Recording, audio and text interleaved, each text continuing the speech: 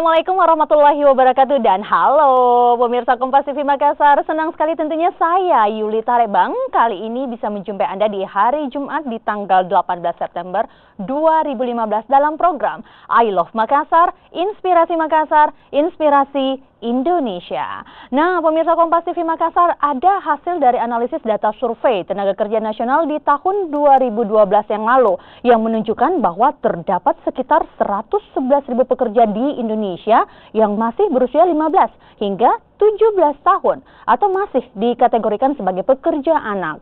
Nah, pemirsa, ini sayangnya tidak disebutkan berapa banyak pekerja yang masih berusia di bawah 15 tahun. Padahal sebenarnya Undang-Undang Nomor 13 Tahun 2003 melarang mempekerjakan anak-anak di bawah usia 15 tahun. Lalu sebenarnya bagaimana upaya agar para pekerja anak ini dapat dihapuskan? Kami akan membahasnya pemirsa Kompas TV Makassar bersama dengan kedua narasumber saya. Yakni yang pertama ada Bapak Andi Bukti Jufri, Kadisnaker Kota Makassar. Assalamualaikum Bapak Andi Bukti. Waalaikumsalam warahmatullahi wabarakatuh. Iya, gimana kabarnya Pak? Alhamdulillah sehat. Sehat. Iya.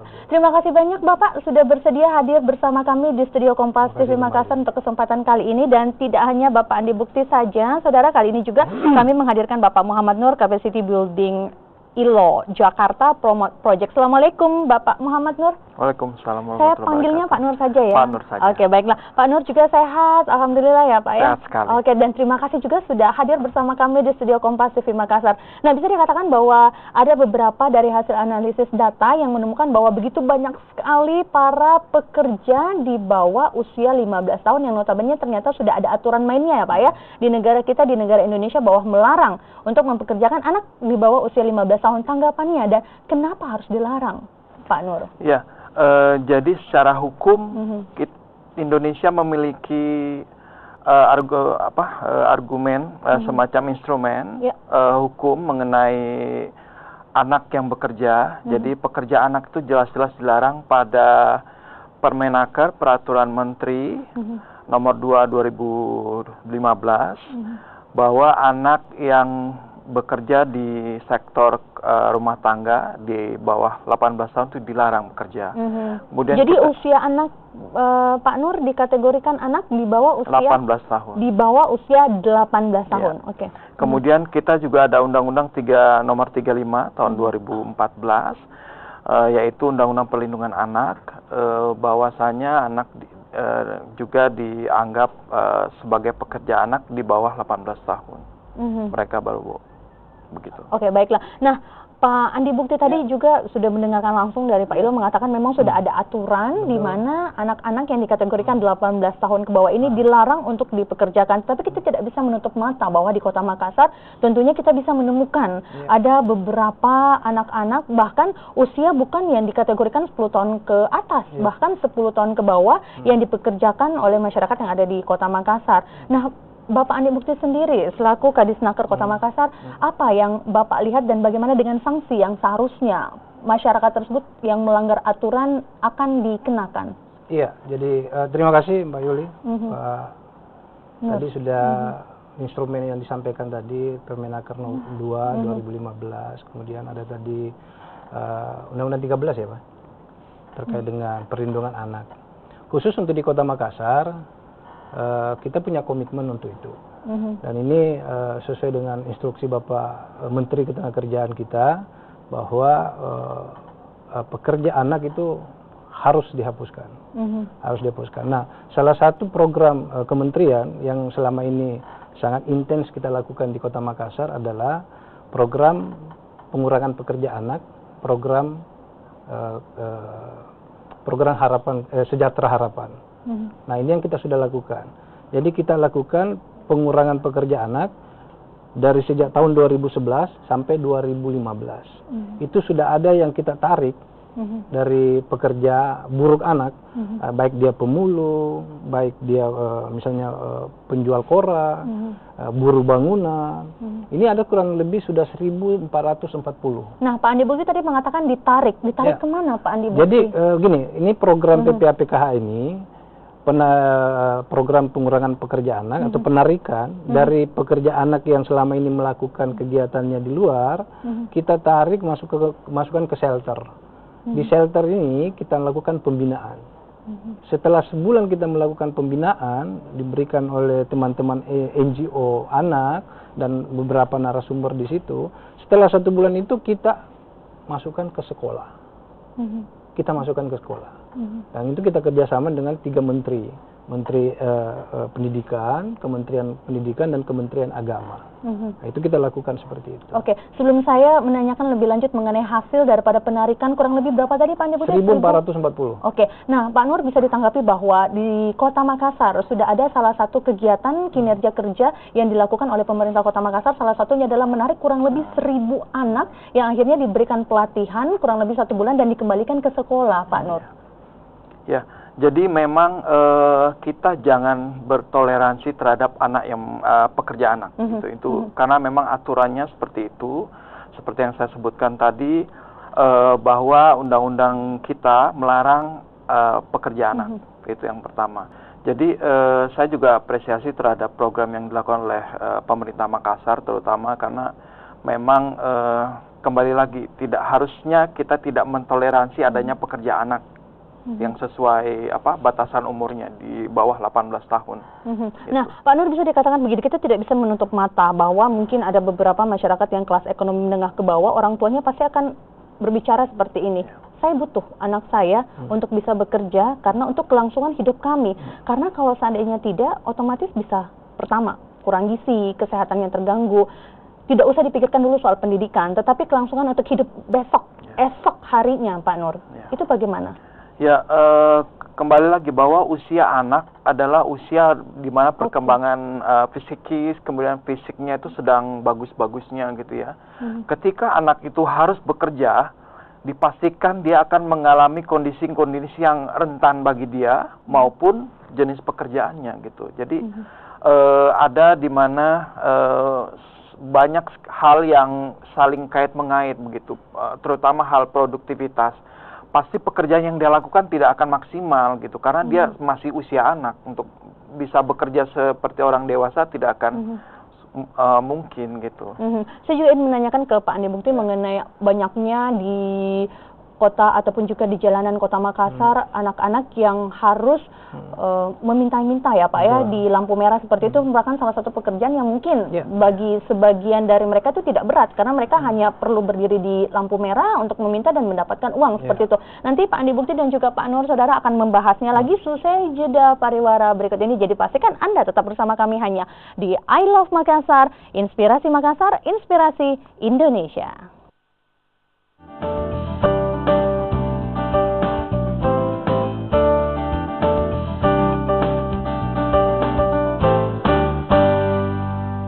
Kota yang nyaman dan terus berkembang dapat terwujud jika wajib pajak taat aturan. Bayar chip pajak bumi dan bangunan tak sebelum jatuh tempo tanggal 30 September 2015. Tahukah Anda bahwa pajak yang Anda bayarkan digunakan untuk pembangunan Kota Makassar 2 kali tambah baik? Jangan kita terlambat bayar pajak tak nah, biar tidak didenda Ki. Pembayaran dapat dilakukan di tempat-tempat berikut. Iklan ini dipersembahkan oleh Di Indonesia, lebih dari 2 juta orang bekerja sebagai pekerja rumah tangga. Kontribusi mereka juga sangat penting bagi kemajuan ekonomi secara nasional. Karena jasa pekerja rumah tanggalah majikan dapat bekerja dan mengembangkan karir di luar rumah, istirahat, serta rekreasi. Namun sayangnya, peran penting pekerja rumah tangga masih sering diabaikan. Saatnya menghargai pekerja rumah tangga. Bu Buji, mau kemana? Mau ke rumah sakit, Bu. Sakit apa, Bu?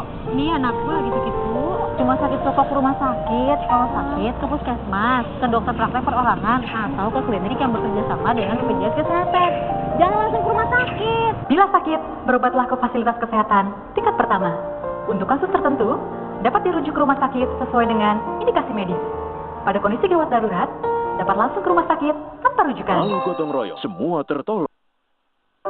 Di Indonesia, lebih dari 2 juta orang bekerja sebagai pekerja rumah tangga. Kontribusi mereka juga sangat penting bagi kemajuan ekonomi secara nasional. Karena jasa pekerja rumah tanggalah majikan dapat bekerja dan mengembangkan karir di luar rumah, istirahat, serta rekreasi. Namun sayangnya, peran penting pekerja rumah tangga masih sering diabaikan. Saatnya menghargai pekerja rumah tangga. Berbagai informasi kami sajikan untuk menemani petang Anda. Ada perlambatan ekonomi, tetapi tidak hanya negara kita yang mengalami. Ada 7 orang yang menjalani wawancara tahap pertama. Bersama saya Teguh Parvinan. Saya Liviana Carlisa. Dan saya Friska Tarisa. Saya Denta Mira Kusuma. Dan saya Aiman Wicaksono. Kita jelang Kompas Petang. Kompas Petang, Senin sampai Jumat pukul 4:30 sore, live di Kompas TV.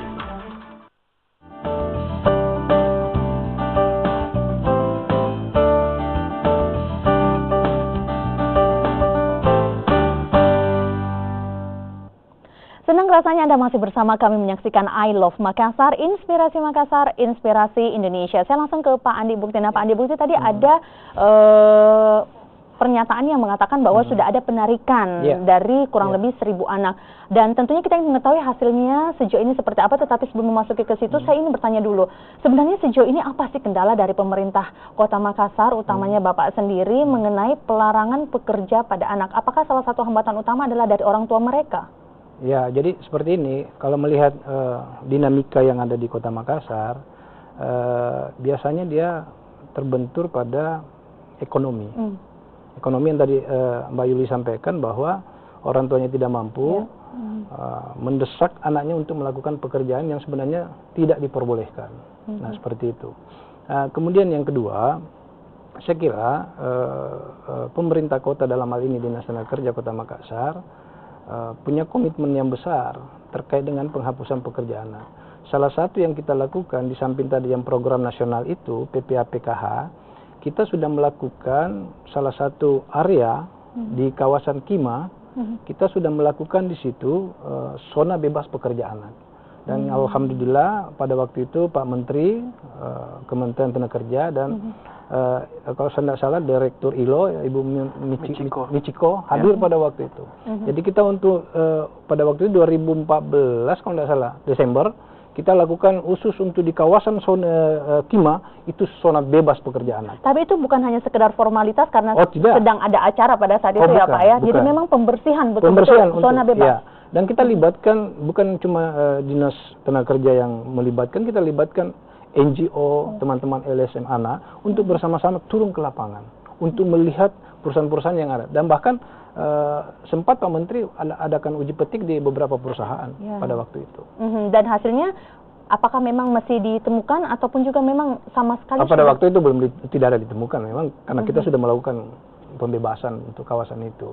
Dan kita rencana setelah kawasan itu selesai, kita akan pindah di kawasan yang lain lagi, sehingga menjadi percontohan. Iya, karena bagaimanapun juga Pak Nur, apabila memang sudah ditindaki, apabila tidak karena kesadaran baik itu dari orang tua ataupun juga dari lingkungan, ini pasti akan terus berulang karena sekali lagi ini mengenai permasalahan perekonomian ya. Nah, Pak Nur tadi bisa dikatakan begitu banyak sekali kinerja kerja dari pemerintah Kota Makassar yang ingin membebaskan bahkan di seluruh perusahaan bahwa tidak boleh dipekerjakan untuk usia anak 18 tahun ke bawah. Tetapi bagaimanapun peran orang tua mereka itu masih sangat besar. Pak Nur sendiri menanggapi terkait dengan tindakan-tindakan dari orang tua ataupun orang dewasa, walaupun bukan orang tua dari mereka, itu bagaimana Pak Nur? Ya, memang agak sulit kita melakukan intervensi jika intervensi itu dilakukan secara parsial ya. Jadi emang program pemerintah memang diharapkan seperti yang digaungkan oleh pemerintah nasional tadi, dia lebih partisipatif ini bentuknya. Jadi dia sinergi antara pemerintah stakeholder lain, kemudian dia berkoordinasi juga dengan LSM misalnya gitu. Jadi kadang-kadang kelompok sosial ini juga akan membantu gitu. Jadi ketika hal ini dilakukan secara bersama-sama, program pemerintah itu otomatis bisa jalan gitu. Dan sesuai dengan hasil yang diinginkan bersama. Oke, baiklah, kita coba terhubung dengan salah satu pemirsa Kompas TV Makassar. Assalamualaikum, selamat sore. Ya, selamat sore. Iya, dengan Bapak siapa, di mana Pak? Saya dengan Sakwan. Pak Sakwan di mana Pak? Ya, di Makassar. Oke, silakan Pak Sakwan. Ada Bapak Andi Bukti dan juga ada Bapak Muhammad Nur di studio Kompas TV Makassar. Saya kira tadi menarik yang disampaikan oleh Pak Kepala Dinas Tenaga Kerja ya, terkait aksi yang sudah dilakukan untuk melakukan penarikan terhadap pekerja anak di kawasan industri. Cuman yang ingin saya tanyakan adalah bagaimana sikap pemerintah khususnya untuk pekerja anak yang bekerja di sektor rumah tangga, ya itu saja, Mbak. Oke, baiklah. Terima kasih banyak Pak Sakwan telah hadir dan telah ikut bergabung bersama kami di I Love Makassar. Silakan Pak Andi Bukti ditanggapi. Iya, terima kasih Pak Sakwan. Pak Sakwan ya. Jadi khusus untuk di rumah tangga, sampai sekarang ini kan itu masih informal. Kita ini melakukan ini secara formal dulu. Maksudnya formal untuk perusahaan-perusahaan yang betul-betul yang ditangani langsung oleh pemerintah. Dan bisa terdeteksi dengan mudah ya Pak ya, karena sekali lagi apabila rumah artinya otomatis harus door to door. Iya, pasti door to door. Dan itu kita belum sampai ke sana. Nah ini mudah-mudahan Permenaker nomor 2 tahun 2015 ini bisa menjadi undang-undang tadi disampaikan Bapak. Saya kira ini kita akan lakukan.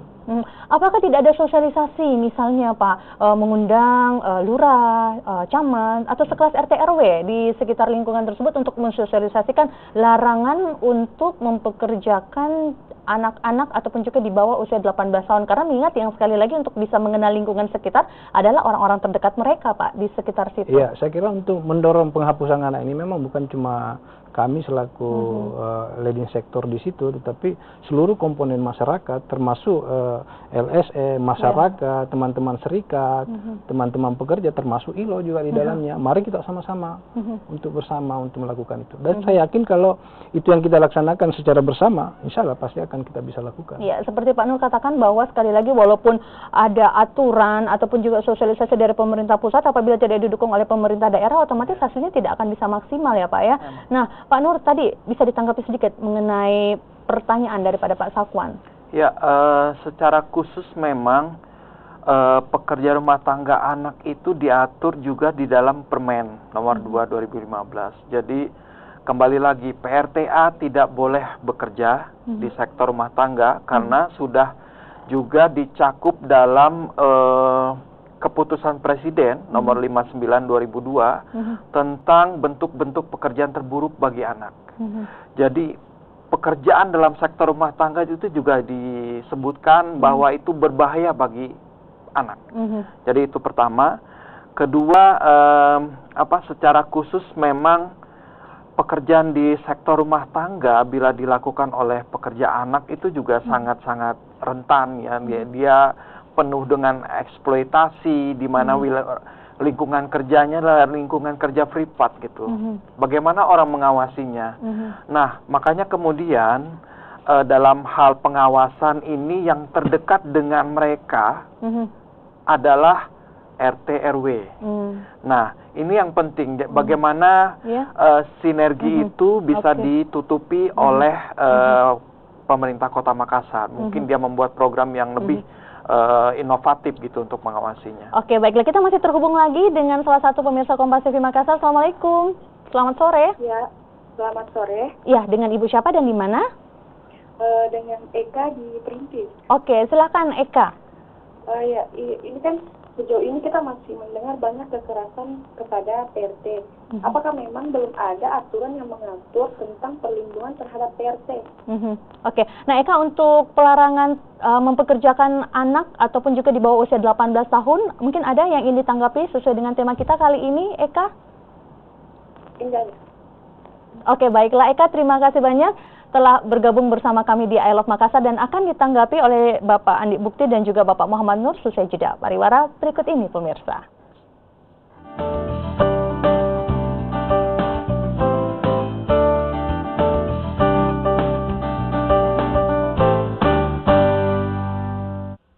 Sinsenadian, sarana pengobatan tradisional menggunakan metode pengobatan ramuan herbal, tidak mempunyai efek samping, serta ditangani langsung oleh tenaga yang berpengalaman.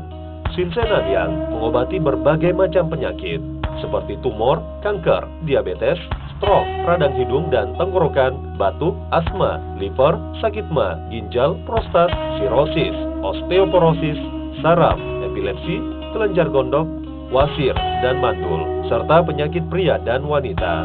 Penyakit diobati dari luar dan dalam, tanpa operasi, hanya menggunakan radioterapi yang tidak mengakibatkan efek samping. Konsultasikan penyakit Anda di Sinse Nanyang, Jalan Gunung Mokereng, nomor 91D, Makassar. Telepon 082188333336. Hati-hati penipuan. Sinse Nanyang tidak pernah ke lapangan untuk jasa pengobatan tradisional. Sinse Nanyang, Makassar. Di Indonesia, lebih dari 2 juta orang bekerja sebagai pekerja rumah tangga. Kontribusi mereka juga sangat penting bagi kemajuan ekonomi secara nasional. Karena jasa pekerja rumah tanggalah majikan dapat bekerja dan mengembangkan karir di luar rumah, istirahat, serta rekreasi. Namun sayangnya, peran penting pekerja rumah tangga masih sering diabaikan. Saatnya menghargai pekerja rumah tangga. Sinse Nanyang, sarana pengobatan tradisional menggunakan metode pengobatan ramuan herbal, tidak mempunyai efek samping, serta ditangani langsung oleh tenaga yang berpengalaman. Sinse Nanyang mengobati berbagai macam penyakit, seperti tumor, kanker, diabetes, stroke, radang hidung dan tenggorokan, batuk, asma, liver, sakit ma, ginjal, prostat, sirosis, osteoporosis, saraf, epilepsi, kelenjar gondok, wasir, dan mandul, serta penyakit pria dan wanita. Penyakit diobati dari luar dan dalam, tanpa operasi, hanya menggunakan radioterapi yang tidak mengakibatkan